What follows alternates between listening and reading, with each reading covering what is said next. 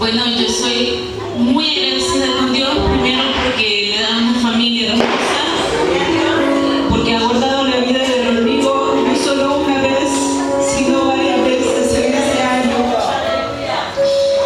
Le doy gracias por la vida de mis hijas también.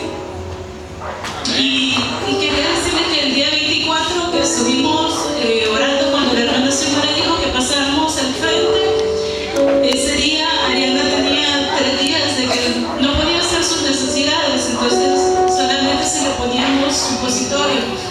Entonces yo le dije, Señor, yo ya no quiero hacerle poniendo supositorio a la niña. Yo la pongo